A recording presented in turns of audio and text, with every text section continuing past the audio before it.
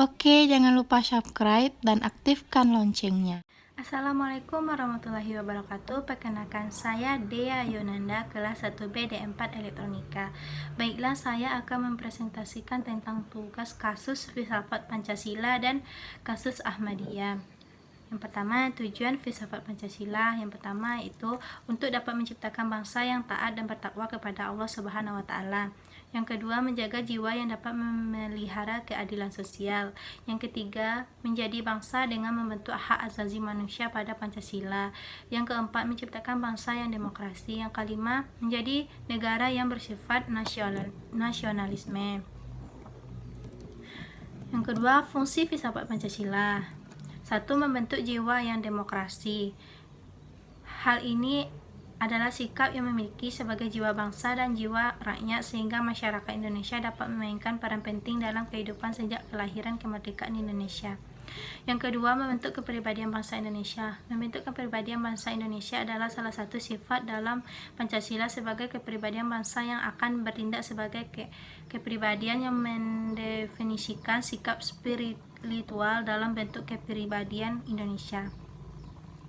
Yang ketiga, membentuk kehidupan bangsa Indonesia. Membentuk kehidupan bangsa Indonesia adalah sebagai cara hidup panduan dalam kehidupan sehari-hari dalam menunjukkan perilaku dan mengadakan norma-norma masyarakat. Contoh filsafat Pancasila. Yang pertama, menegakkan demokrasi. Yang kedua, memihak dan membela negara. Memihak dan membela negara adalah salah satu sifat yang dalam berjuang untuk mempertaruhkan nyawa mereka di Indonesia. Yang ketiga, menegakkan keadilan. Menegakkan keadilan adalah salah sebuah sifat dengan peraturan yang mencakup sebagai keadilan sosial dengan menegakkan keadilan di masyarakat. Dengan demikian, keadilan akan selalu menempatkan dan dapat berlaku untuk semua bidang kehidupan yang hubungannya dengan kewajiban terhadap hukum negara. Yang kedua yaitu kasus Ahmadiyah, ketika mayoritas menekan hak kelompok mayoritas.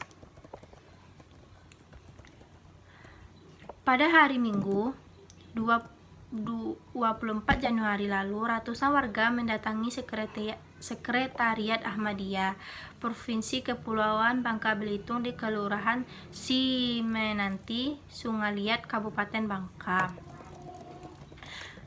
Mereka ingin mengusir paksa warga Ahmadiyah yang berada di wilayah itu, tapi aparat keamanan dibantu Satpol PP dilaporkan berhasil mencegah massa melakukan aksi-aksi kekerasan.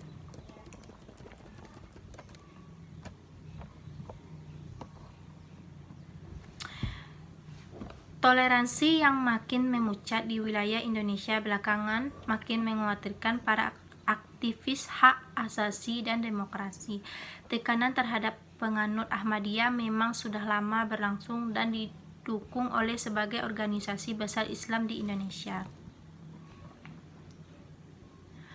Aksi massa terhadap warga Ahmadiyah di Bangka Belitung adalah insiden terbaru dalam serangkaian serbaguna terhadap kelompok minoritas itu. Bahkan beberapa tahun lalu warga Ahmadiyah ada yang dibakar hidup-hidup tanpa ada pencegahan aparat keamanan. Pelakunya hanya dijatuhi sanksi beberapa bulan penjara. Masalahnya, resepsi terhadap kelompok minoritas sering didukung oleh aparat pemerintah setempat. Selain itu, organisasi besar Islam juga ada yang menyetujui kelompok-kelompok radikal Islam seperti Front Pembela Islam FPI, termasuk yang paling getol mengeluarkan ancaman kekerasan pada warga Ahmadiyah tanpa terjemah oleh hukum. Orang Ahmadiyah juga punya hak untuk hidup di Bangka, kata Ferry Isani, seorang pejabat senior di pemerintah daerah kepada kantor berita Reuters. Sambil menegaskan, tapi mereka dilarang melakukan kegiatan seperti menyebarkan kepercayaan mereka.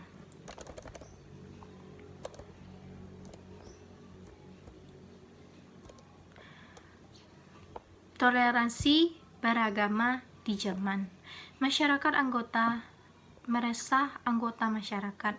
Seorang perempuan muslim di Jerman mengenakan sebagai hijab sehelai bendera Jerman yang berwarna hitam, merah, emas dan menunjukkan keanggotaannya dalam masyarakat Jerman. Terima kasih, sampai di sini dulu kasus Ahmadiyah dan kasus filsafat Pancasila saya. Jika ada kekurangan, saya mohon maaf. Assalamualaikum warahmatullahi wabarakatuh.